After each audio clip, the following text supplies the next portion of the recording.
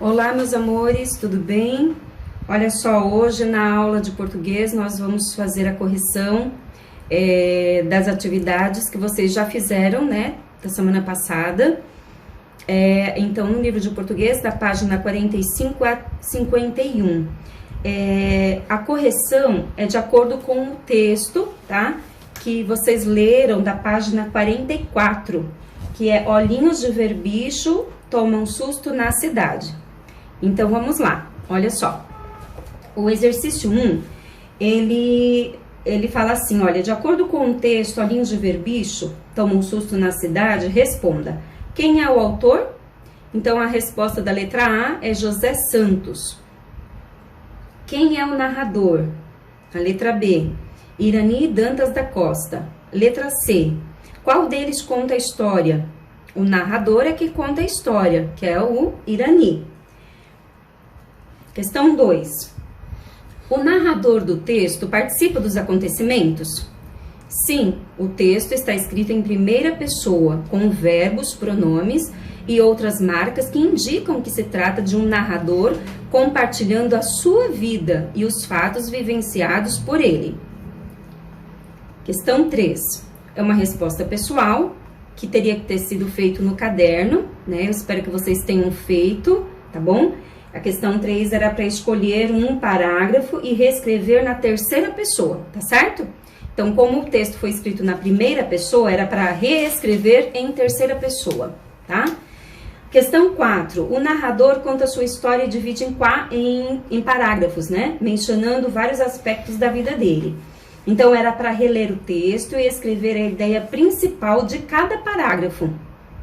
Então, o primeiro parágrafo, a resposta né? Fala sobre os bichos que o narrador personagem via quando morava na fazenda.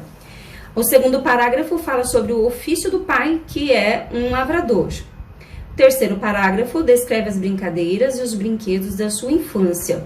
Quarto parágrafo comenta sobre a mudança para uma cidade, Formosa, o novo trabalho do pai e os planos para o futuro. Quinto parágrafo compara a vida no campo com a vida na cidade.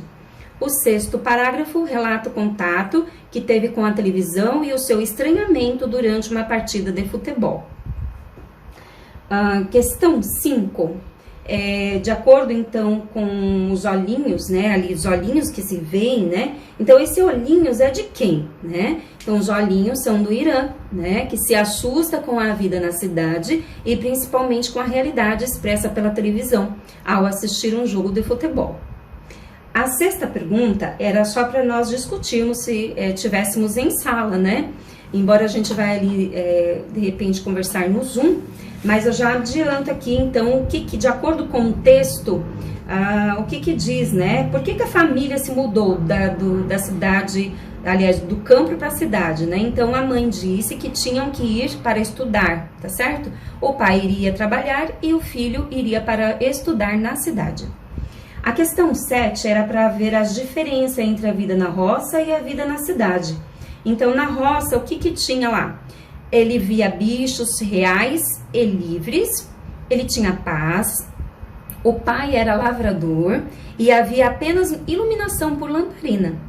Lá na cidade, ele só via bichos na televisão, lá tinha multidões, né, multidão de pessoas, a cidade crescendo, cheia de carros, o pai era pedreiro e havia energia elétrica nos postes. Questão 8, considerando, né, a finalidade e a organização do texto, olhinhos de ver bicho, tomam um susto na cidade, é uma notícia, é um relato, uma fábula, uma crônica. Então, é um relato, tá certo? Então, a letra B, relato. 9.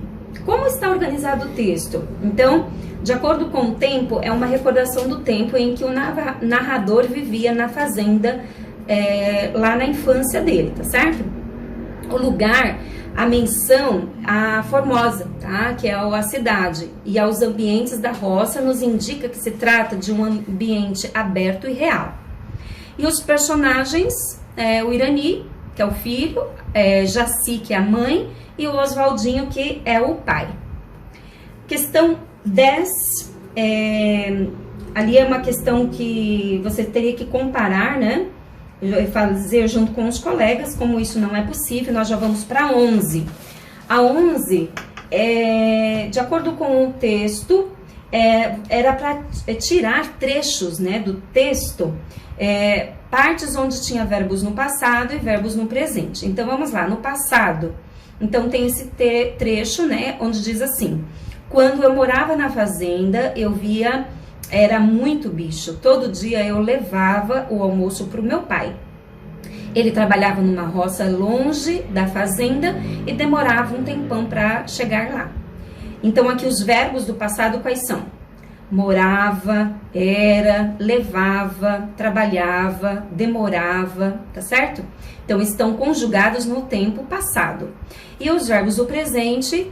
Aqui o meu pai trabalha de pedreiro e leva para ser o seu ajudante, porque ele quer que eu aprenda uma profissão também. Então, aqui os verbos no presente, trabalha, leva, né, quer. Então, são verbos conjugados no tempo, né, presente. A questão B era para reescrever no presente o trecho do item anterior. Então, esses dois itens aqui era para responder aqui na letra B, né, no presente, tá certo? Então, aqui no caso do verbo do passado, então, quando eu morava, então aqui foi refeito, né, só que aqui no tempo presente. Então, eu moro na fazenda e vejo muito bicho. Todo dia eu levo o almoço para o meu pai. Ele trabalha numa roça longe da fazenda e demora um tempão para chegar lá.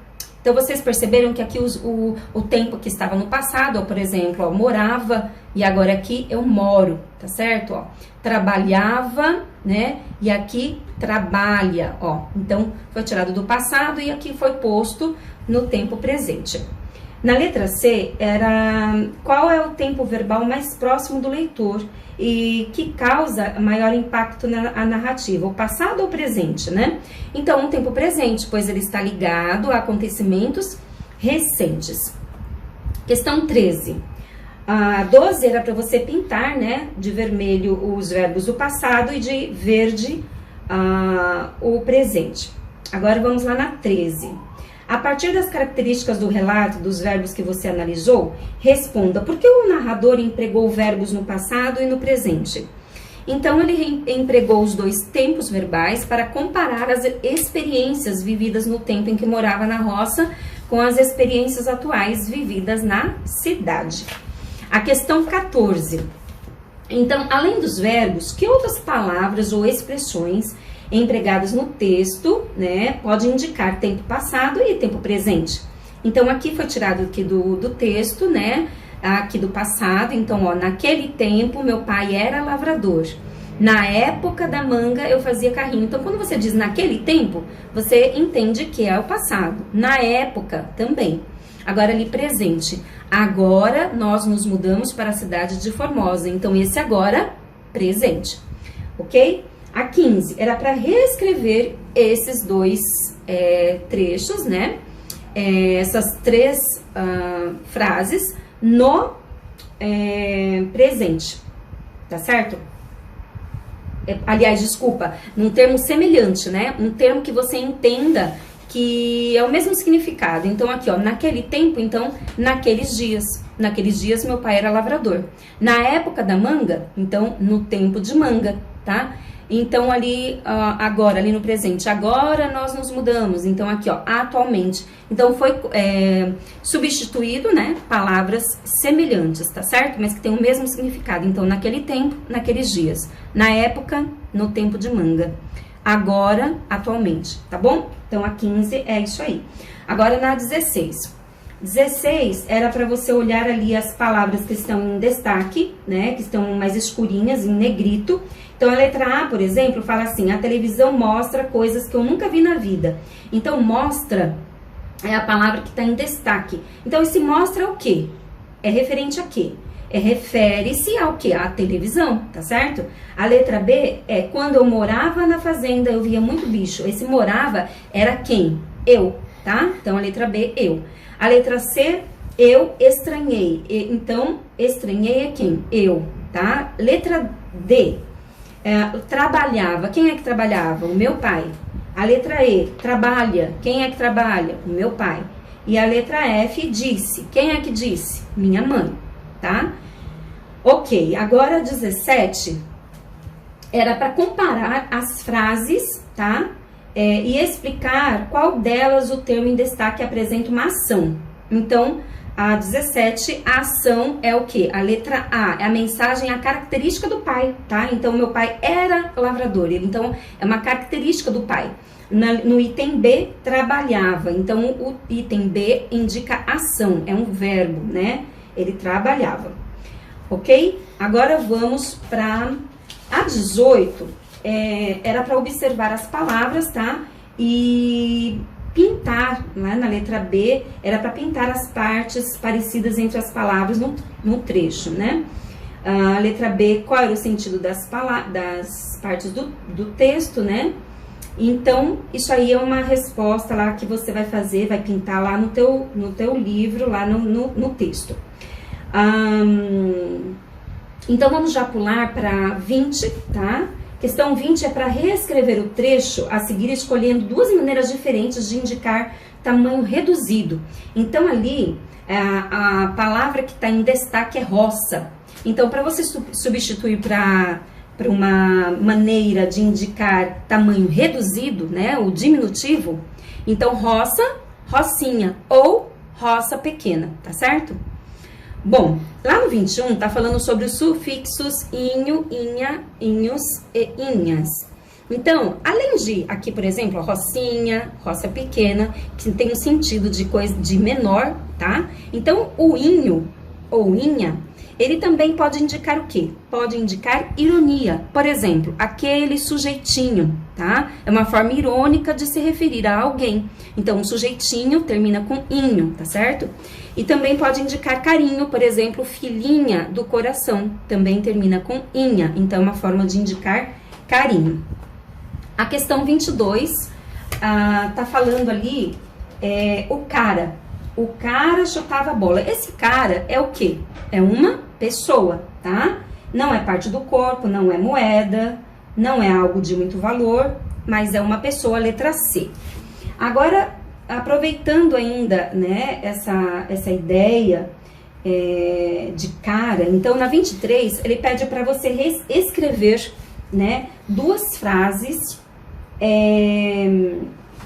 que tenha outros sentidos, tá? Eu escrevi, na verdade são 3 aqui, né? Eu escrevi 3, é uma sugestão, cada um é uma resposta pessoal, mas aqui, por exemplo, eu escrevi essas 3 frases. Então, olha aqui tem cara, tá? E aqui tem cara. Só que essas 3 palavras, elas têm significados diferentes. Então, olha aqui a primeira.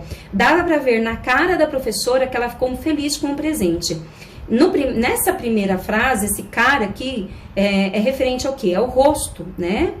Aqui na segunda, vamos brincar de cara ou coroa? Então, esse cara aqui tem o sentido do quê? Da moeda, né? Queria muito aquela roupa, mas minha mãe disse que está muito cara. Aquela cara ali é referente a valor, né? Então, o valor está muito alto. Muito bem, agora a questão 24. Era para você tirar ali das frases, né? Na letra A, B e C.